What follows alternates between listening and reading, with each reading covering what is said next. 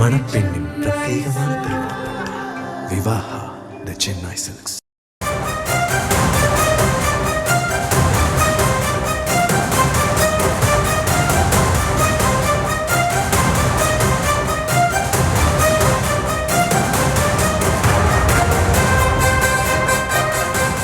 ரேவதி, மற்றும் ஒரு அண்மை செய்தியை பார்த்துட்டு வரோம். அதிமுகவிற்கே பாஜக தான் தொகுதிகளை ஒதுக்கி தரும் போல் இருக்கிறது என்ற ஒரு தகவல் வெளியாக இருக்கிறது. மார்க்சிஸ்ட் கம்யூனிஸ்ட் கட்சியின் மாநில செயலாளர் சண்முகம் இது குறித்த விமர்சனத்தை முன்வைத்திருக்கிறார். இது பற்றிய உங்களுடைய முழுமையான தகவல்.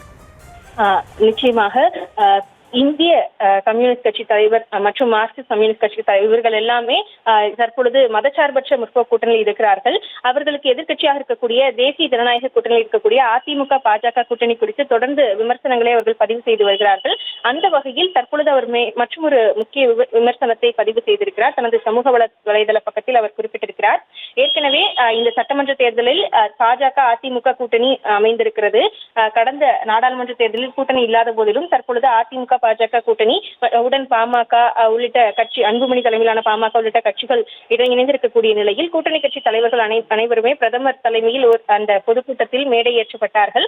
அந்த மேடையில் பிரதமர் பேசிய விஷயம் பல பேசுபொருளுக்குள்ளாகியது. குறிப்பாக அதிமுக தலைமை என்று அவர் வாயால் சொல்லவில்லை என்று தொடர்ந்து பல்வேறு எதிர்க்கட்சிகள் தரப்பிலும் தெரிவிக்கப்பட்டது.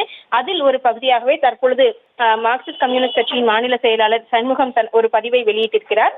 கூட்டணிக்கு தலைமை அதிமுக தான் என்று எடப்பாடி கூறிக்கொண்டிருக்கிறார். ஆனால் அக்கூட்டணியில் உள்ள மற்ற கட்சிகள் எல்லாம் பாஜகவுடன் தான் தொகுதி பங்கீடு குறித்து பேசுவோம் என்று சொல்கிறார்கள். இதை பாஜகவும் மறுக்கவில்லை என்று குறிப்பிட்டிருக்கிறார். மேலும் போற போக்கை பார்த்தால் அதிமுகவுக்கே பாஜக தான் தொகுதியை ஒதுக்கி தரும் போல் இருக்கிறது.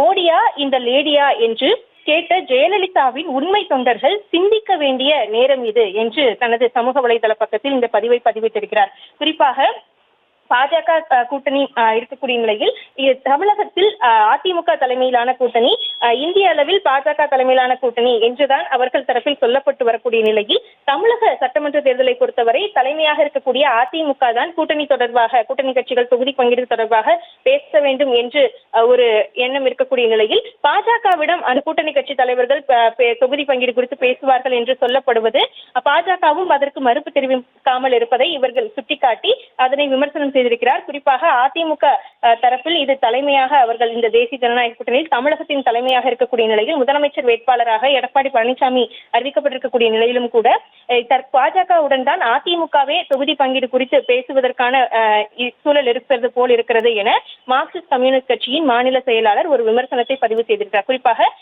ஏற்கனவே மறைந்த முன்னாள் முதலமைச்சர் ஜெயலலிதா இருந்த பொழுது மோடியா லேடியா என்று அவர் குறிப்பிட்டு பேசியது பெருமளவில் தற்பொழுது வரை பேசப்பட்டு வரக்கூடிய நிலையில் அதனையும் குறிப்பிட்டு அந்த உண்மையான தொண்டர்கள் இது குறித்து சிந்திக்க வேண்டும், பாஜகவிடம் தான் அதிமுக போய் நிற்பது போல் இருக்கிறது என்று மார்க்சிஸ்ட் கம்யூனிஸ்ட் கட்சியின் மாநில செயலாளர் சண்முகம் தனது கருத்தை சமூக வலைதள பதிவாக வெளியிட்டிருக்கிறார்.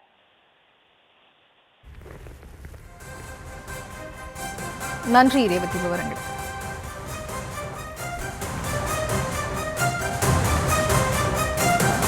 மணப்பெண்ணின் பிரத்யேகமான திருமணம் விவாஹா தி சென்னை சில்க்ஸ்.